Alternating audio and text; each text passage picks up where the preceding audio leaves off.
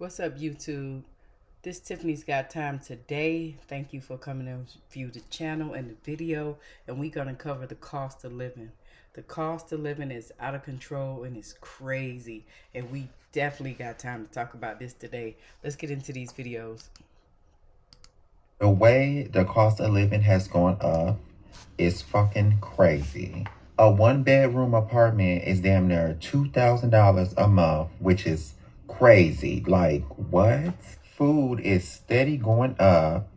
And it's just like, damn, what do y'all want me to do? Y'all want me to live on the street in a box and, eat out the garbage and drink my spit? Because at this point, that's what I'm gonna fucking do. Because, no, I'm not gonna pay for no $2,000 apartment and I'm barely in it, motherfucker. Because I'm always at work trying to keep the motherfucker. So, I don't know.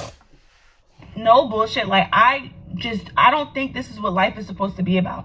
Everything costs entirely too much fucking money.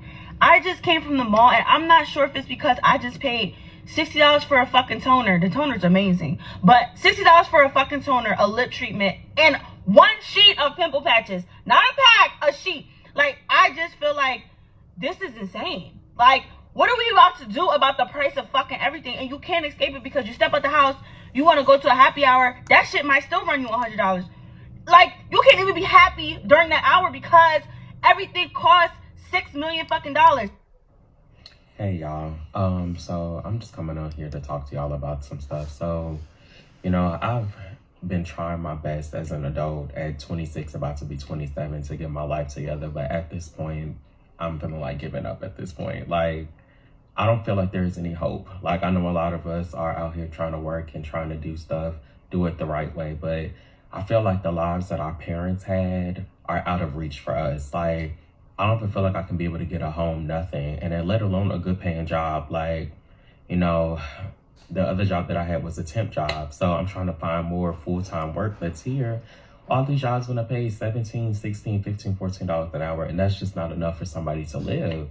So I'm just feeling bad. I'm feeling down. I don't really care anymore to try because it's like, what the fuck is the point if you can't find something to be able to take care of yourself? I should be able to take care of myself at 26. Like, I work hard. I'm not a lazy person. Like, I try my hardest to do what I need to do, but it's not fucking good enough. And that's just how I feel. Like, I'm sick of this world and how unjust, like, it's not equal. You see all the rich people on Instagram, stuff like that. They flex, they do all of that stuff. That is out of reach for regular 9-to-5 workers like me and my sister. Like, we work so hard just to have nothing. And that's why I'm tired. Like, I'm grateful the fact that I have a roof over my head, but eventually I don't want to have to, struggle. I just want to be able to be okay. And it's like, damn, bitch, like, how long is this going to keep going on? You know what I'm saying? So I'm just really tired of it. It's wearing down on my mental health. Like, I don't want to fucking try no more. Like, what the fuck are we supposed to do for the rest of our lives? Like, it's frustrating at this point. Like, and then, you try to ask for help. Like, say, for example, like my mother, I don't know what I would do without my mom. If it wasn't for my mom, I would not be here today. But my father, on the other hand, when I try to reach out to him for help and stuff like that, he literally ignores me and talks about like how bad his life is and stuff like that. But he had help from his damn parents. So it's like so confusing to me. Like, if you weren't ready to have children, you shouldn't have children. You shouldn't even had us if you didn't want to take care of us. And that's just how I feel. So that's a whole nother story for another day. But I'm just frustrated. Like, I can't keep doing this. Like, I don't have another year, another 4 years in me to keep trying and then for it not to work out the way that I want it to work out. Like, I'm annoyed as fuck. Like, tell me if y'all feel the same way. I mean, I know that I'm just on here ranting about my life. I know all our lives are bad, but it's frustrating. It really is. Like, what are we supposed to do? So you don't think we should change the federal minimum wage of $7.25 an hour? No, sir. Okay. Right now in America, we have over 22 million workers who are making less than $15 an hour, and nearly 40 million people in our country earning less than $17 an hour. Shamefully, the federal minimum wage, despite the efforts of myself and other people here, have not been raised since 2009 and remains an unbelievable $7.25 an hour. will you work with those of us who want to raise the federal minimum wage to a living wage to take millions of Americans out of poverty? Senator, I believe that the minimum wage is more of a statewide and regional issue. And I thought it was the UK that was on its arse. Seems like these Americans are really fucking struggling with the cost of living crisis. Check this video out. Tell me it don't break your heart. How can someone earning $80,000 a year be struggling to live? This is fucked. And we are literally the brokest we've ever been. Brokest we've ever been.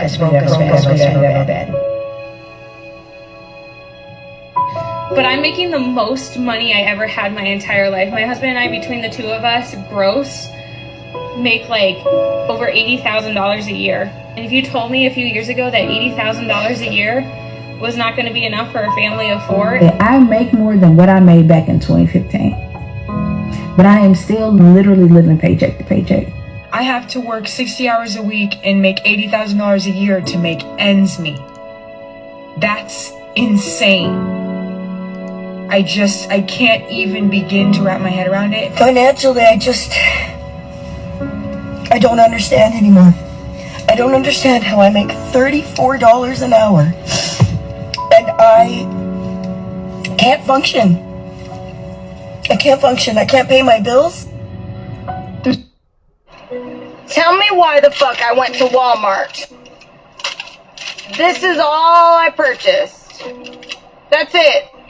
In a nutshell, cat litter, home fragrance, deodorant, dry shampoo, 2 candles off-brand, a sleep t-shirt, a sleep pant. All right, beautiful souls. So I am more than confident that I am not the only one feeling this weight of our nation's future. You know, it's like uncertain times right now. So I'm going to go deeper into something that's keeping a lot of us awake at night. There's a heaviness in the air. I don't know if many feel it, but I do feel it. It's a collectiveness of anxiety about where we're heading as a nation. And no, you're not alone in feeling it. If you do feel it, this uncertainty is about the next 4 years. It runs deep through every community, any zip code you're in. So I'm watching friends who once felt secure now checking their bank accounts more frequently along with their 401k with growing anxiety. I'm seeing young families moving back in with parents because they can't afford both the rent and child care. I'm witnessing seniors choosing which medications to skip from month to month because their Social Security just doesn't stretch far enough, especially for those that didn't plan for retirement with, say, a pension or a 401k or IRA. So the reality is painfully clear. Some businesses that survived COVID are now closing under inflation's weights. Parents are working multiple jobs just to keep the light on and to feed their families. College graduates are drowning literally in debt with no relief in sight. Medical bills are forcing people to choose between health and home. The American dream, to me, it feels like it's been auctioned off to the highest bidder. That's the best way I can explain it. That's how I feel about it. So what worries me the most isn't just today's struggle. It's the domino effect we're watching unfold throughout the nation. So when people can't afford preventive care, they end up in the emergency room. So when families can't afford healthy food, their children development, it suffers. When workers can't afford to live near their employment, communities, they start to fragment. And when young people can't afford to start families, our whole society, it starts to shift. So when seniors can't afford to retire, it impacts impact jobs for other younger generations that could actually be stepping into those roles. So the middle class isn't just shrinking, it's being squeezed from every direction, I've noticed. So to those of us who are managing right now, that live with this constant knot within our stomachs, knowing that we might be one medical emergency, one job loss, one market crash away from financial disaster. I think a lot of us are there with you. And let's be honest about who this hits the hardest. It hits the working families that are living paycheck to paycheck, single parents trying to do it all alone, young people starting out their young adult lives, communities of color already facing systematic barriers, regardless of if individuals believe it or not, it does. Rural areas watching their towns slowly disappear, and elderly Americans on fixed incomes. It's impacting the nation. How are people affording life right now? How are people tackling this cost of living? We're not. Truth of the matter, most of us are living paycheck to paycheck with credit card debt. I know people who are legitimately putting gas and groceries on credit cards just so that they can get back and forth to work. I believe that this is what most people are now calling the silent depression. $100 has become the new $20, and it's ridiculous. But the best thing about it is that people have shifted their core values.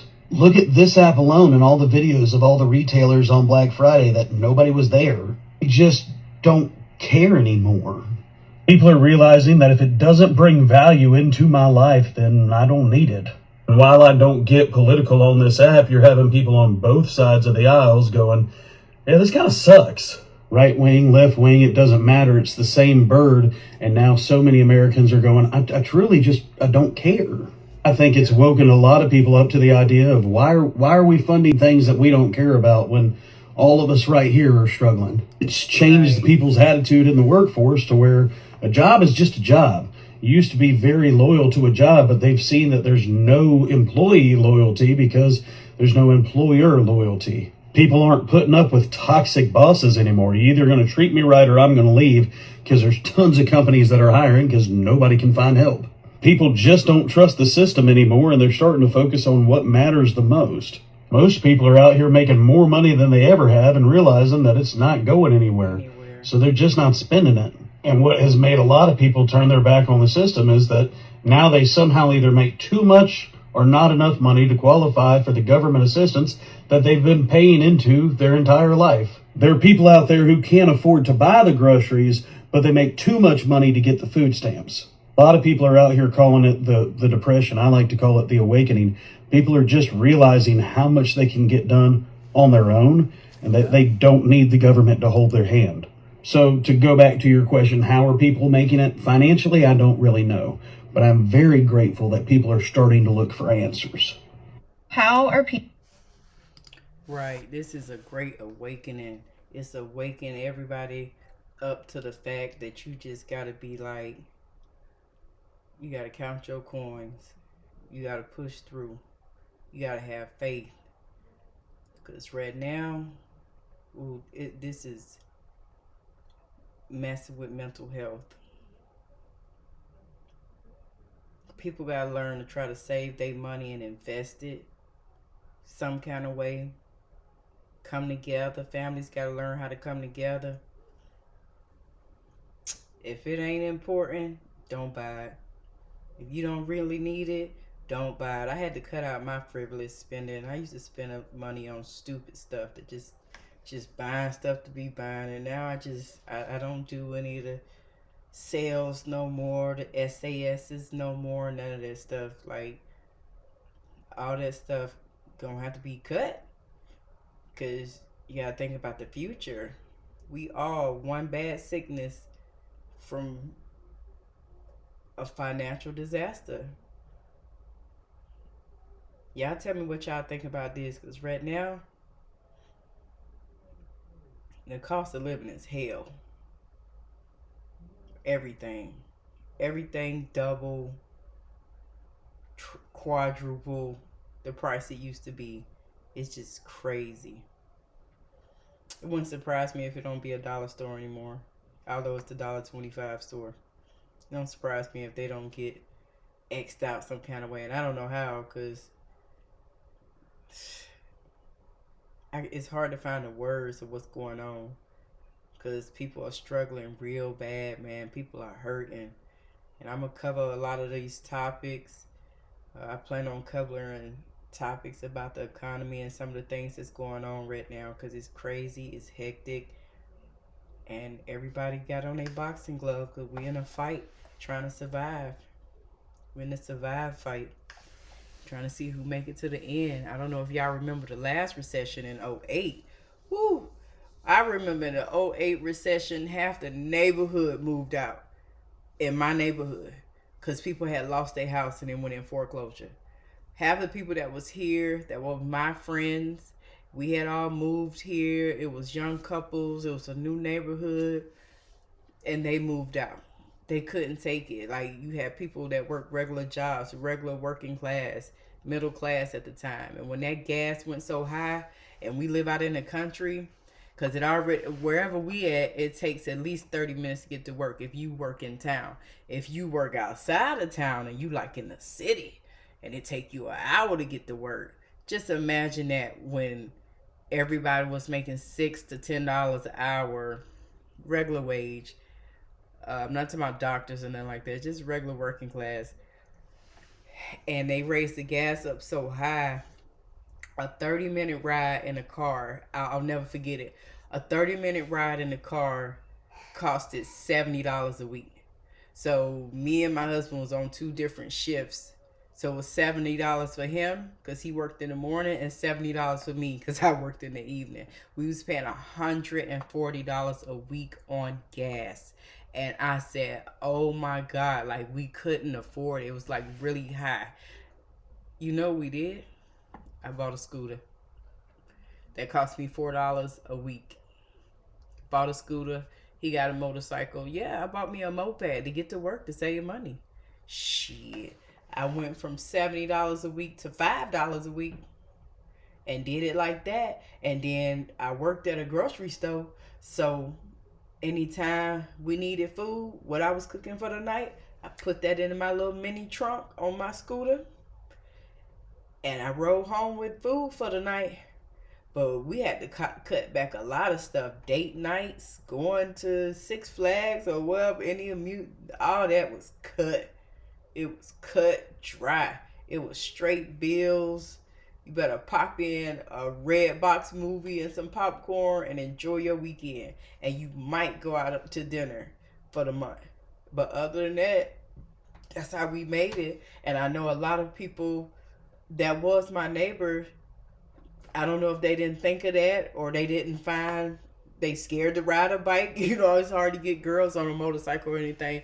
But that's how we made it. And that's because we lived in the country. All my neighbors that was males, they pulled out their choppers and they went to work, man. You hear early in the morning, 3, 4 in the morning, people getting ready. You hear motorcycle engines revving up because gas was so crazy. $70 a week when people was making $10 an hour. Like, that was like back in those times in 08. If you made $10, $11, you was considered making decent money. You're doing good. If you make $10, $11, if you had a factory or wherever you was. So if you was making $10, $11, $12, you was considered to be doing good. But that wasn't helping when gas prices went high and they hit us so hard. So, hey, we got to find ways to make it. I'm sorry if I talk too much, but this is Tiffany's Got Time today. Thank you for watching the channel. Subscribe, like, hit the bell. I'm out.